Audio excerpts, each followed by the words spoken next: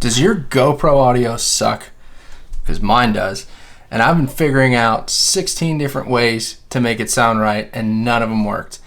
And I guess the only solution that I had was to get a whole new microphone setup.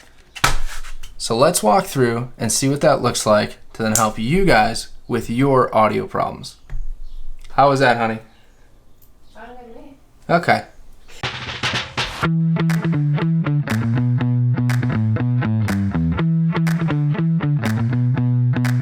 So to the rest of the motovloggers out there, or people who just like to capture audio when they ride, put a microphone in their helmet and be able to communicate and make videos like I do, I'm sure you found ways that work for you and which ways are best and which ways don't work. And I wanted to at least put together a video of my take on it, what I've seen work best, what I've seen not work at all, and at least walk you through the process of how I set up one of my helmets. Now, I've had the GoPro 7 in the past, and great GoPro, no issues whatsoever.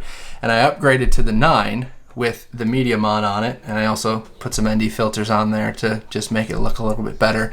But I've experienced so many issues with this camera, especially when it came to audio quality in my helmet, that I needed to figure out what was going on, because with the audio being that bad, I mean, the whole video is garbage. You can't watch it, you can't listen to it. It's just, you're gonna click right off of it. There's gonna be no need to even have that video up.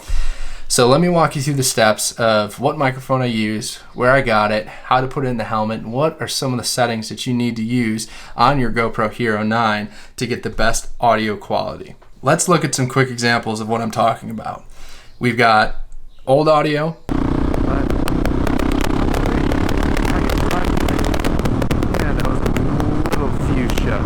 As you can tell, you can hear all this crackling, you can barely hear my voice, but then it's way too loud, but then the wind noise comes in. It's just a mess. And I mean, putting, filters on the end of the microphone, trying to figure out any sort of, adhesive to make sure nothing's moving around at the connection points, or some of those rubber glue sticky things. None of it worked. And I was going back and forth and trying to figure it out to get to the point where I'm at now with this new audio.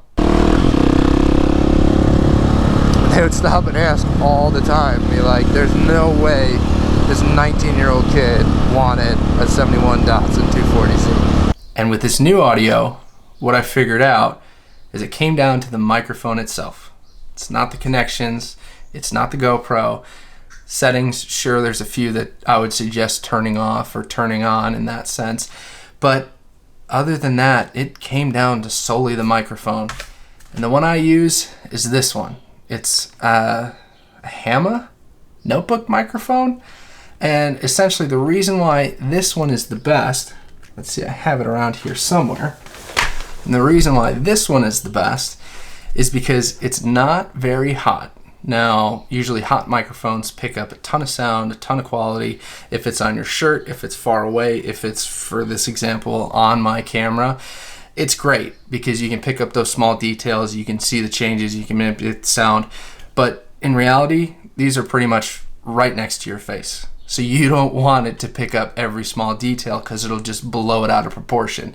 Even when putting dead cats on it to try to figure out, reducing wind noise or trying to block some of that audio, it just never works. So start with the microphone itself. So I ordered this one from Europe on Amazon. They do have them in the United States, but for some reason you would spend more and it would take longer to get here than if you actually ordered it from, across the pond. So just do that. The link's down below to actually get this microphone. But with that, another key thing to look at is if it's TRRS or TRS. Essentially, it's the rings that are around the jack itself. You want 2. You don't want 3, because on the Media Mod itself, it only accepts TRS input jacks. I'll put the link to where I found these diagrams and this information in the description below as well, because I always had the TRRS ones, which the difference, heck, I have no clue. But if the manufacturer or other people have stated and tested use TRS, use TRS. With this microphone, I also needed an extension cord as well to kind of plug into the GoPro on that angle. and I'll show you how I set all that up when we get to the helmet itself. But that alone was so important to figure that out first and foremost. Now that we got the microphone set, let's look at some of the settings in the GoPro before we put it on the helmet. So now as we're looking at the GoPro screen itself, I'll walk you through really quickly kind of what settings I adjusted when it came to the audio preferences.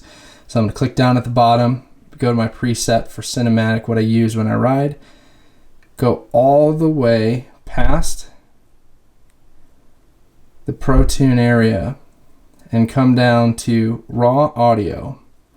Now I put this on low. It comes in a few other settings, off as well as medium and then high, and I leave it on low, and that's been pretty much the best setting that I've been using so far. Fairly easy, but the most important thing to remember for that wind reduction setting, turn that off completely, because the GoPro tries to fight and identify any wind noise or sound and reduce that, change it, move it, do all these funky things with it. So make sure that you go from the on to the off in this setting. And that's really all I changed as far as this Media Mod goes. I've played around with the direction of the mic on the Media Mod, front, back, dual, both, however you want to look at it. I leave it on the back setting just in case, but haven't noticed a difference between shifting through those. But that's everything on the GoPro side, so let's put it in the helmet now. So before we put everything in the helmet, what I want to do is lay everything out in front here for some of the tools we're going to need for install. So first and foremost, just a Phillips head screwdriver, get the GoPro on there. Obviously the GoPro 9 with the Media Mod already on it. Some 3M double stick tape, a dead cat to go on the end of this microphone. Again, this is the Hamma microphone, as well as a little bit of an extension for it, just to reach, especially on that hard angle going in there. You're also going to need a pair of scissors that I don't have here, but they are now. There we go. So I guess first things first, let's take this dead cat and just put it right on the end of that microphone, just like that. It should fit snug. I have the description, or the link in the description down below of what size these are. I believe they're 0.4 to fit on this microphone, but that's pretty much it. Let's get the helmet in here. All right, so this is my very old and outdated Icon variant. I've got this chin mount on here. I can't remember who it's from, but it works great on this helmet, and just little Velcro pieces on either side to stick that on there. But I've been using this for eons, and yeah, it's worked really great. I'll try to find it and put a link down in the description below. But I've got my old microphone that sounds like crap in here, so we're going to take that out first, and then we're going to set it up with all the new stuff. We're going to see how it sounds. So, starting things off, I'm going to get some of this padding out of here. Get that out of the way. Get all this extra cord out tucked underneath the strap. Get my tape off, because we'll need that later. And take this old microphone off. Now this was a Movo that I bought off of Amazon for 24 bucks. I highly suggest not buying it because it's garbage. So let's see. All I really need to work with is this side. And it should get pretty interesting trying to get all this in there without it being too annoying on the side of my head. So let's figure out the best way to do this. Alright, let's start by putting the GoPro on the front of the helmet, plugging everything in and working backwards. There we go. Perfect. Enough room in the back so that we've got areas for the jack, and we're set and ready to go. So let's get our extension. Now again, this is a TRS, not a TRRS adapter, and it's got just the 2 rings there. And another reason why I bought this specific one is it's already got the angle in it. I've noticed some of the ones that come straight out can run into the helmet and kind of adjust your angle a little bit too much, so on and so forth. So this one works perfectly to tuck in plug into that GoPro and find a way to get it inside the helmet. Gonna tuck it in a little bit. Leave a little bit of extra room in case you need to adjust the GoPro. But then on my application, I just kind of tuck it in against this adhesive right here. Everything usually stays just fine. All right. Now comes the tricky part, figuring out how we're gonna keep this microphone in here. Only concern would be that's a little on the big side, but let's throw the padding in there and make sure everything fits properly. So that's snapped in, that's in there. Honestly, I might not even need the tape. Everything's holding pretty well, just like that. May need to do a few minor adjustments, but through this, back on. You won't even notice. Look at that. There we go. Perfect. And that microphone's just tucked inside nice and neat like that. Yeah. Super simple.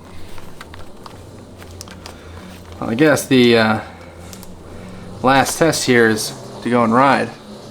So in conclusion, to get the best audio, in my opinion, out of your GoPro and in a helmet, motovlogging, is to use a Media Mod, the HEMA microphone with link in the description below, and just a simple extension cable. I've tried multiple different microphones, this Movo from Amazon, and they all suck besides this HEMA that I found. It just works because it's a crappy mic. I mean, look at the reviews. So many people say it's so quiet, I can't hear anything, it's so quiet, this is the worst mic, don't buy it, so on and so forth. And for us who motovlog, it's perfect. Because again, that microphone is sitting right next to your face. So you don't need it to be very good. You actually want the ones that are quieter because you're amplifying that sound with it being so close anyway. And especially with the wind noise that we get in helmets, so on and so forth, just the way to go. So I hope you guys enjoyed this video. I hope it answered some questions. I hope it at least gave you a new light into kind of some of the things that I put into my helmet, that the struggles I've gone through, and some of the solutions that I found that hopefully will work for you. And until next time, keep riding.